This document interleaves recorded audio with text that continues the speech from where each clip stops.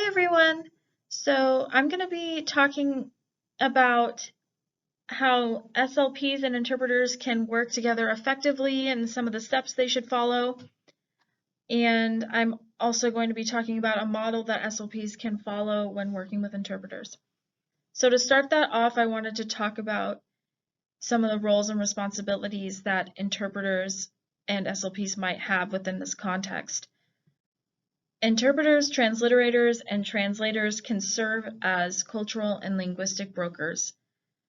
A cultural broker is someone that's knowledgeable about a client's culture or speech language community, and then provides some of that information related to the community or culture to the clinicians so that services can be optimized.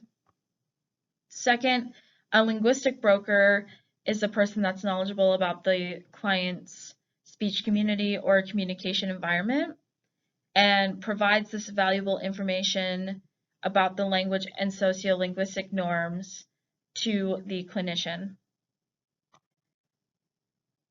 Someone that's serving as a cultural and/or linguistic broker is able to provide grammaticality judgments. So they're able to indicate when a client's language and phonetic production are consistent with the norms of that speech community. They also provide information on the language socialization patterns, which is the use of the language in socially appropriate ways based on the culture. And lastly, they're able to provide information on other areas of language, including semantics and pragmatics. So they're able to tell the clinician about some of those pragmatic skills we've talked about, such as social distancing, so the distance between two people during conversation, eye contact, all other skills related to that as well. So this is a general process for working with interpreters that SLPs can follow. With this outline, an SLP can find, collaborate, and effectively serve with an interpreter, transliterator, or a translator. And this process, its general steps, has been supported by ASHA. It's been talked about by ASHA a lot in many publications on their website. So with this process, the first step is knowing when an interpreter is needed. A speech language pathologist can determine this through the clinical exchanges. Through the clinical exchanges, one can acknowledge that there may be a significant cultural or language barrier between you and the client or between you and the client's family during that first meeting. And that can help you determine that a translator or an interpreter might be necessary. Another way to do this is through the intake paperwork for the client. So I think this is how our university clinic does it. It is noted somewhere in their file so that before any of the clinicians meet with that client, they know that interpretation services need to be arranged. Second, the speech language pathologist needs to identify the appropriate languages so that the clients and their families have someone that can provide information to them in their preferred language for any meetings, services, and written documentation. Lastly, as a speech language pathologist, if you find yourself in this situation, you need to advocate for your client and find access to an interpreter, transliterator, or a translator. If you know that your client and their family would significantly benefit from the presence and assistance of an interpreter, it's just our responsibility as speech language pathologists to advocate for them and make the necessary arrangements so that an interpreter can be present for all future sessions.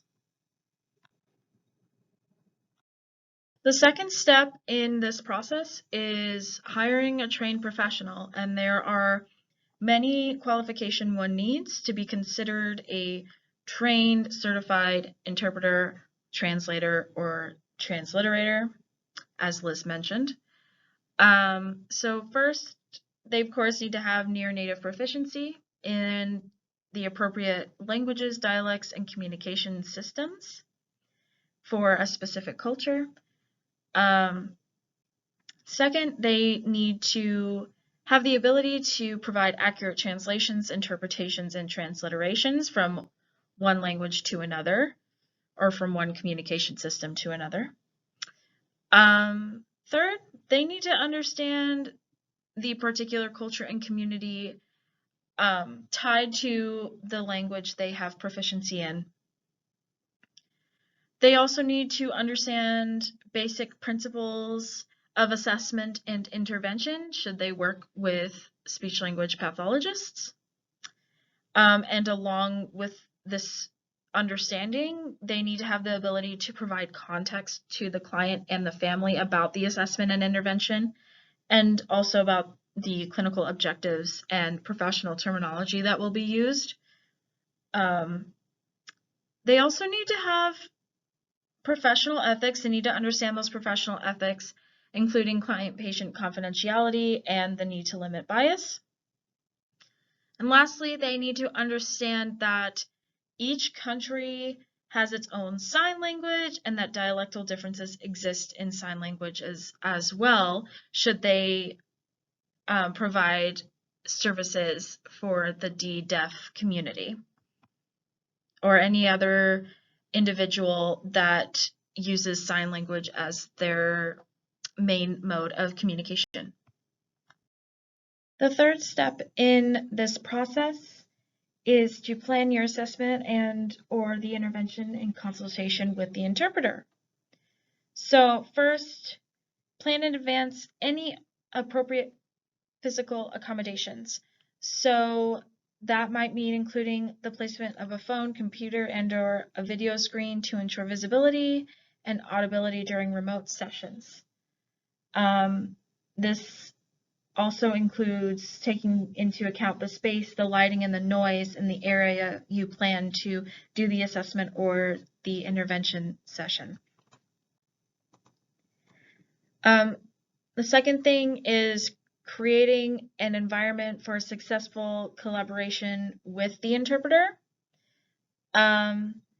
So that might mean scheduling additional time in the sessions to accomplish goals, verifying the cultural appropriateness of the assessment and treatment materials, and reviewing any potential bias with those.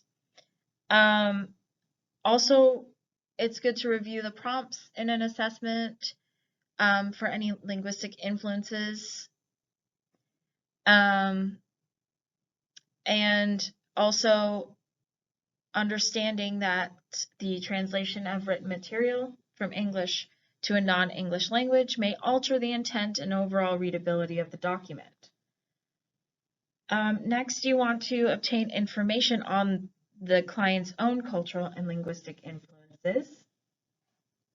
And lastly, understand how the interpreter's involvement might affect the standardized assessment process. It's really important to remember that the test results from items scored on a standardized assessment in a second language should only be used for informal diagnostic information to help establish treatment goals. Standard scores cannot be reported in any other language besides the language it was written in and the language it received its normative data sample in. So that is also something very important to keep in mind as well. The fourth step in this whole process is customizing the interpretation mode to the session's needs. And this means determining which type of interpretation might be most effective and beneficial for the client. A general definition of interpretation refers to facilitating spoken communication in real time between two different languages, which really means the interpreter is conveying information from the source language to the target language while preserving the meaning of the original message. So there are three ways or three types of interpretation that kind of encapsulates this definition. First is the consecutive interpretation. With this, the interpreter conveys the message in the target language after the original speaker, has finished speaking. With this type of interpretation, every single speaker involved in the interaction must be aware of their message's lengths and allow significant pause so that the interpreter may do his or her job. It's essential to also slow the overall rate of the conversation down during this type of interpretation. But one of the positives about this is that it allows you as the SLP to provide more immediate feedback to the child and the family.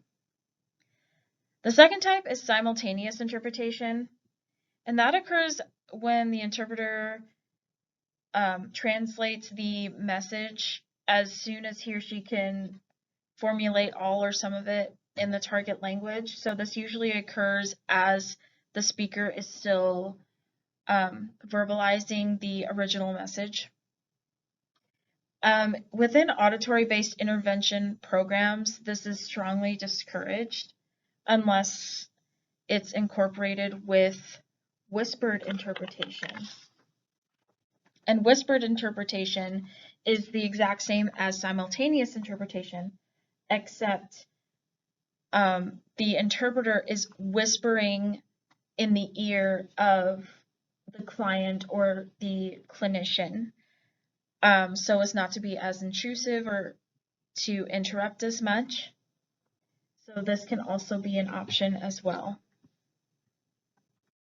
Last step in this process is modeling effective communication skills, and this is extremely important, especially for building rapport with your client and their family.